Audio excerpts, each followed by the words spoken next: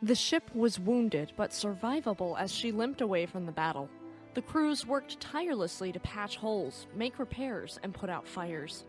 Unfortunately, they could not sense leaking vapors among the other smells aboard the ship, and they ignited, causing a massive explosion that would spell certain doom for the aircraft carrier.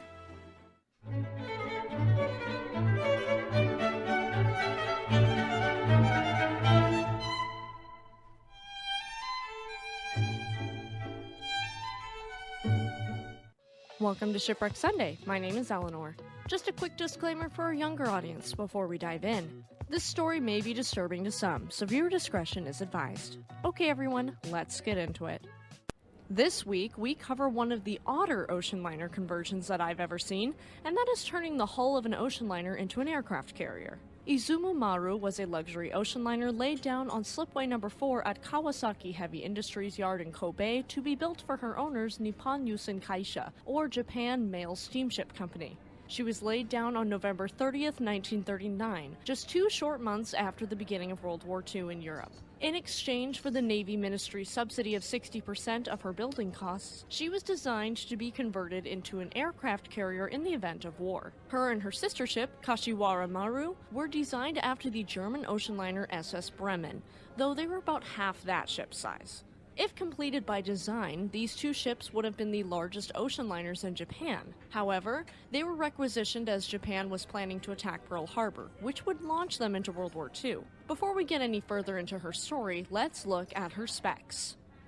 Hiyo, which means flying hawk in Japanese, had a standard displacement of 23,770 long tons. She was 721 feet 9 inches long, had a beam of 87 feet 7 inches wide, and a draft of 26 feet 9 inches deep. Her crew ranged from 1,187 to 1,224 officers and ratings. As for propulsion, she was equipped with a pair of Mitsubishi Curtiss geared steam turbine sets with a total of 56,250 shaft horsepower, each one driving 1 propeller. Steam was supplied to these turbines by 6 Kawasaki Lamont boilers, and this gave her a designed speed of 25.5 knots, and she slightly exceeded this during sea trials. She carried enough fuel oil to give her a range of 11,700 nautical miles at 18 knots.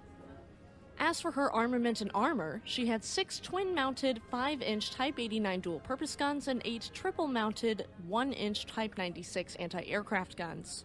In early 1943, 4 more triple mounts were added, and another 4 were added later in 1943. She also had 2 Type 2 Mark II Model 1 early warning radars, and a Type 3 Mark I Model 3 early warning radar was added in 1944. Since she was converted from being an ocean liner, it was difficult to add much armor, though she did already have a double hull. 2 plates of ducal steel, each 1 inch thick, were added to the sides of the ship's machinery spaces. The ship's aviation gasoline tanks and magazines were protected by 1 layer of ducal steel. Her machinery spaces were further subdivided by transverse and longitudinal bulkheads to limit any flooding.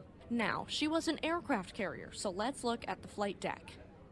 Since she was converted from an ocean liner, her flight deck was odd and awkward looking. It was 690 feet long and had a maximum width of 89 feet 7 inches wide. The ship had 2 superimposed hangars, and each could be subdivided by 4 fire curtains, and they had firefighting foam dispensers on each side. The hangars were served by 2 aircraft lifts. She averaged 53 aircraft aboard the ship, with 8 or 9 generally stored on the flight deck to reduce congestion below decks.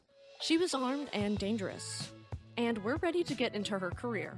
If you're enjoying this video, leave me a like, subscribe to the channel for more content, and let me know down in the comments section below. Okay, let's look at her service history. The Navy Ministry purchased Hiyo on February 10, 1941, and she was launched on June 24, 1941, being commissioned a year and 1 month later on July 31, 1942. After her commissioning, she was assigned to the 2nd Carrier Division of the 1st Air Fleet, becoming the flagship of Rear Admiral Kakuji Kakuta on August 12th. She spent the next few months working up, then arriving at Truk with her converted sister ship, Junyo, on October 9th to begin operations at Guadalcanal as part of the 3rd Fleet. On the night of October 16th, the 2 carriers were ordered to attack the American transports off Lunga Point, Guadalcanal, and they moved south to their launching point 180 miles north of Lunga. At 5:15 p.m., each ship launched 9 Zeros and 9 B-5Ns. All but one of the planes reached their objective, stumbling upon 2 destroyers bombarding Japanese supply dumps on Guadalcanal around 7:20 a.m. Hiyo's aircraft attacked USS Aaron Ward 7 minutes later without effect, and the American ship shot down one B-5N and damaged another.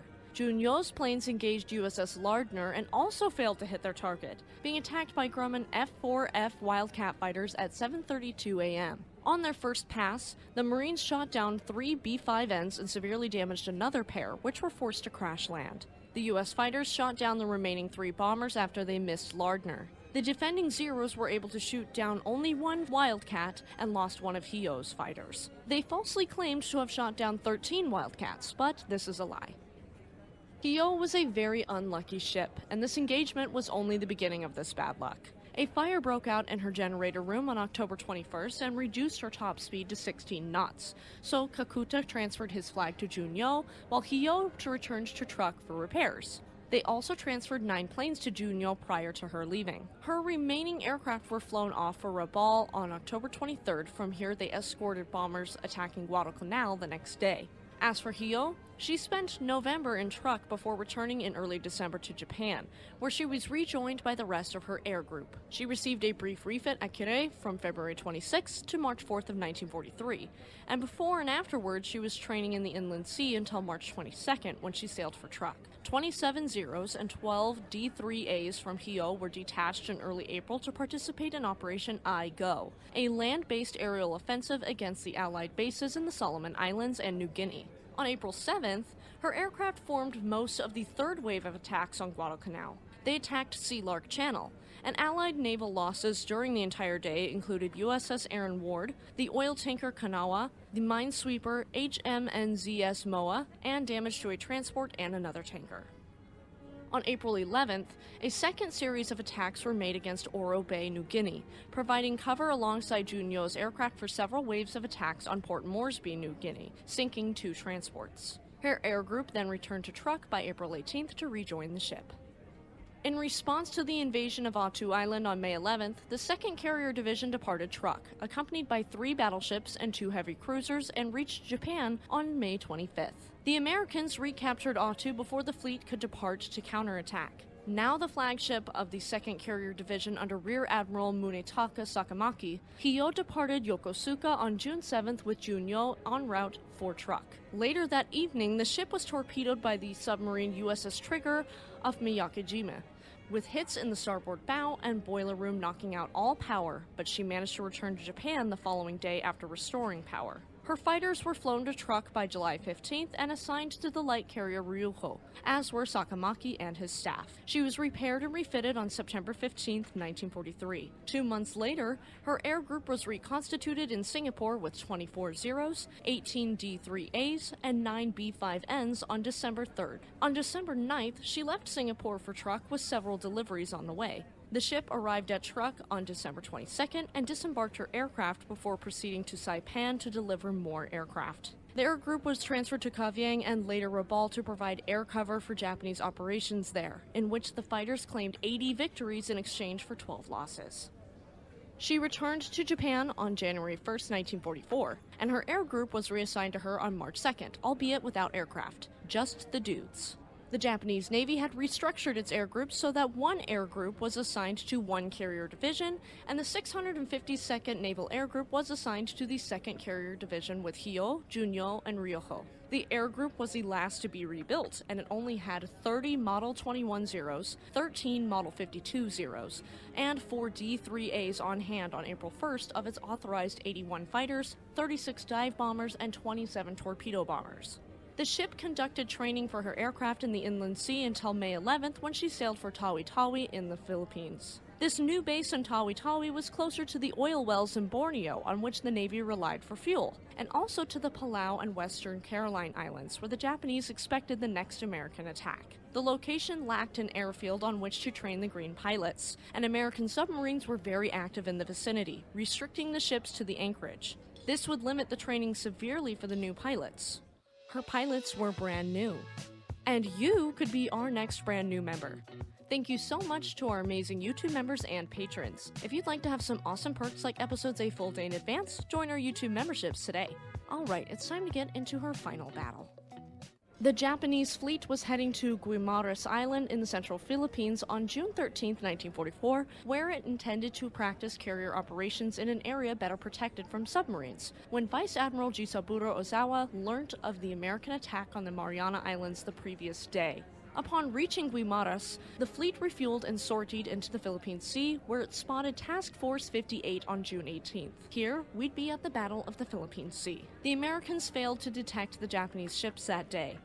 Ozawa decided to launch his airstrikes early the following morning, so the Japanese turned south to maintain a constant distance between them and the American carriers. The 652nd Naval Air Group had 81 Zeros, 27 D-3As, 9 Yokosuka D-4Y Judy dive bombers, and 18 Nakajima B-6N Jill torpedo bombers, roughly evenly divided among Hiyo, Junyo, and Ryoho. The carriers began launching their first airstrike of 26 bomb-carrying A-6M2 Zeros, 7 B-6Ns, and 16 A-6M5 Zeros as escorts around 9:30 a.m. Most of these aircraft were misdirected, and so they failed to spot any American ships, though a dozen persisted in their search and found one of the American task groups. A B-6N, 5 bomb-carrying Zeros, and an escort Zero were shot down by the defending fighters, and no damage was had for the American ships. So far, it wasn't going well. A second airstrike of 27 D-3As, 9 D-4Ys, 2 B-6Ns, and 26 escorting Zeros was launched around 11 a.m., accompanied by at least 18 A-6Ms and B-6Ns from the carriers Shokaku and Zuikaku. They too were given an erroneous spot report and were unable to locate American ships. Some of the aircraft headed for airfields at Rota and Guam to refuel, while the remainder headed back to the carriers. A pair of Zeros and 6 D-4Ys bound for Rota spotted the carriers Wasp and Bunker Hill, but failed to inflict any damage on them, losing 5 D-4Ys to anti-aircraft fire. Radar had spotted those aircraft headed for Guam, and they were intercepted by 41 Grumman F-6F Hellcats. Only an A-6M5, a D-4Y, and 7 D-3As of the 49 Japanese aircraft survived the encounter and landed. It was taking a turn for the worst, and it would only get worse from here on out. At dusk, the Japanese turned away to the northwest to regroup and refuel, and the Americans turned west to close the distance. They discovered the retiring Japanese fleet during the afternoon of the following day, and Vice Admiral Mark Mitscher ordered an airstrike. Hiyo was struck by 2 bombs, one of which detonated above the bridge and killed or wounded virtually everyone there. More seriously, she was hit by 1 torpedo dropped by a Grumman TBF Avenger from the light carrier Bella Wood. The torpedo knocked out the starboard engine room and started fires, but Hiyo was able to continue at reduced speed. 2 hours later, a large explosion occurred when leaking gasoline vapor ignited and knocked out all power on the ship. The fires raged out of control, and Hiyo sank stern first shortly afterwards at 16 degrees 20 minutes north, 132 degrees 32 minutes east. Roughly 1,200 men were rescued by her escorting destroyers, but 247 officers and ratings died aboard the carrier, marking a grisly end for the odd-looking ocean liner turned aircraft carrier. A large merchant sailing ship was a normal sight in the late 1700s. However, this was no ordinary ship, and these were no ordinary times. The colonies in America were fighting for their freedom on land and at sea, and this ship was one of the many in the Continental Navy, fighting for independence from Great Britain. On next week's episode of Shipwreck Sunday, we'll get into the story of USS Alfred.